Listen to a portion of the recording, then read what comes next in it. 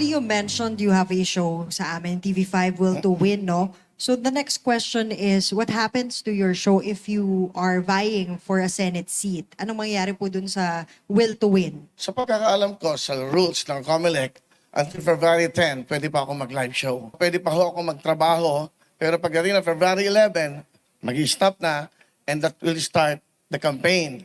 So you know, and then, pag nanalo, pagpalarin, at pag pinagalob ng Diyos na ako ay makapaglingkod ng tapat at walang halong pag-iisip ng masama sa aking mga kasama, ako pa'y babalik, like the Senator Tito Soto, na may itbulaga pa din. Yun lang. Okay. Go ahead. Sir, one additional question po. Ano pong nag-udyok sa inyo para finally tumakbo na po sa pagkasenador? Because going back to your previous statements, hindi nyo po nakikitang tatakbo kayo sa sabak sa politika eh. Yung mga nakikita ko, awayan ng awayan, mga edukado, ang tingin nila sa mga artista masyadong mababa, kami may magagandang puso para sa ating mga kabayan. Ano ba ang purpose ng isang senador? Hindi ako abogado, hindi ako nakatapos, pero ang purpose dapat ng bawat senador, bawat nagpa-public servant, bawat namumuno sa anumang local government, mabuting puso ang meron ka. Ang dapat mong inisip lagi mga kababayan mo. Marami ng batas na ginawa, marami ng mga presidenteng dumaan, marami ng senador na dumaan, pero yung buhay natin mga kababayang mahirap, nababago ba? I think, yun ang pinaka-importante. Poverty, yun ang pinakamalaking problema natin. Yung mga batang nangangarap na mag-aral, pag wala ng pera, hindi na natutupad ang pangarap.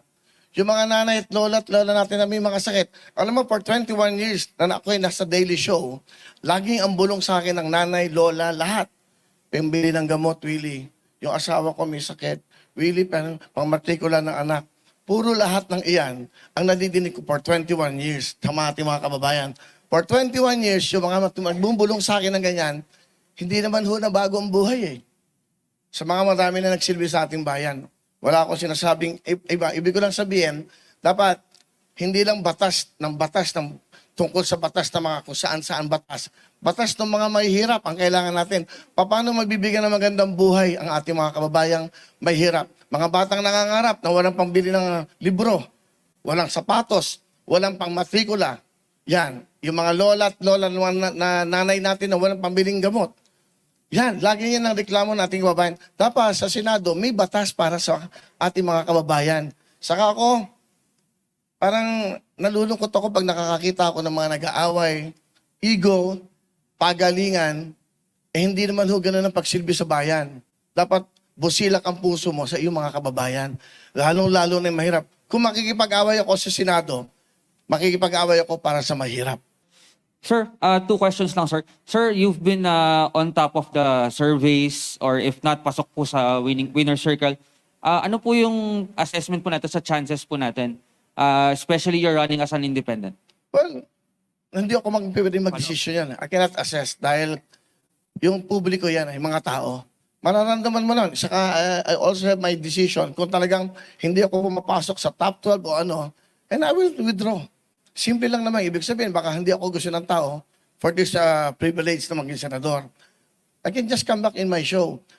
Pwede naman ganun eh. Ang hangaran ka naman dito yun nga, makatulong talaga. Saka makagawa ng kabutihan. Makagawa ng batas. Makagawa ng batas sa ating mga kababayang. Kung nadidinig nyo lang araw-araw ang bulong sa akin ng bawat mahihirap, dudugo ang puso mo. Wala kang pambili ng pagkain eh. Wala nga, tapos makikita mo sa Senado, sa Congress, puro awayan ng awayan.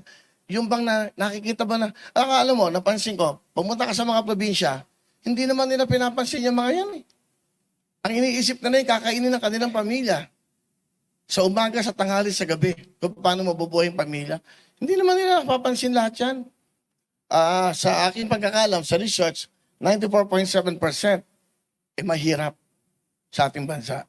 Yung you mentioned you want to file bills. Ano po in particular yung mga naisip po natin on top of your mind ngayon na mga bills for the poor po? Well, unang-una, gusto ko yung kay Senator Angara. Yung sa senior, no? Kasi yung 20% parang kulang yan eh. Kasi every year tumataas ang mga mga gastusin natin sa lahat ng bagay, lalo-lalo sa gamot. Ako, ang pwede kung papalarin, pagkakalooban ng Diyos na manalo ako, maupo ko sa Senado, ang una kong i-adjust ko yung 30% sa mga seniors PWDs. Mahirap, maging mahirap, napakahirap. Parang kung bibili ng gamot. Paano tumatagal ang buhay na mahirap? Walang pambiling gamot. I think yan ang isang bill. And then sa mga bata, dalawang bagay lang eh. Ang kinabukasan natin bataan eh. Dapat yung mga eskwela wala nang bayad. Libre-libro. Di ba? Yun ang mga sa local governments, nakikita ko sa batas na ginagawa nila. Kung talaga magsisilbisyo tayo sa bansa, sa bayan, unahin natin ang mamamayan eh. Hindi ang bayan. Kasi ang nagpapatakbo ng bayan, yung ating mga mamamayan. Dapat malusog yan. Dapat maayos ang pag-iisip. Dapat healthy. Dapat magandang pinabukasan. Dapat nakakapag-aral. Dapat marunong sa buhay. Para hindi lagi dumidepende sa gobyerno. Sir, ano yung mga personal na paghahanda po ninyo na ginagawa ngayon? Kasi andun nga yung malaking possibility na isa sa mga araw na to, pala rin kayo na maging senador. At syempre, alam naman po natin na maliban sa busilak na puso, mapupunta talaga kayo at mapupunta sa matindihang debate, lalo na kung ipaglalaban nyo yung mga panukalang batas po ninyo. So paano po kayo naghahanda sa mga ganito? Well, hindi ako makikipagdebate. Hindi ako makikipag-away. Makikiusap ako at hindi ako haharap sa TV na nakikipag-away sa kanila. Pakiusapan namin to, ano bang dapat natin gawin para matulungan natin ito mga to? Ano bang batas na pwedeng gawin para naman guminawa ang buhay natin mga kababayang may hirap? So I think yun ang pinaka-importante. Hindi mo kailangang ipakita sa TV na magbabangayan kami, pagalingan ng English, pagalingan ng sinasabi. No, I don't think that's the right thing to do na maging public servant. Lahat mapag-uusapan eh. Lahat pwede mong pakiusapan. My colleagues, pwede ba natin gawin to? May mga lugar tayo naghihirap. Napapansin ko sa bagyo, tuwing may bagyo, lagi may problema, tanggal ang bubong. Yung pupuntahan nila na dapat doon sila ma-accommodate, hindi rin sila, binabaha din yun. Anong dapat na paraan? Isa yan sa mga nakikita ko. Kasi during the time na maraming may bagyo, pinupuntahan ko din yan na hindi naman ako public servant. Dahil gusto ko lang makatulong sa ating mga kababayan.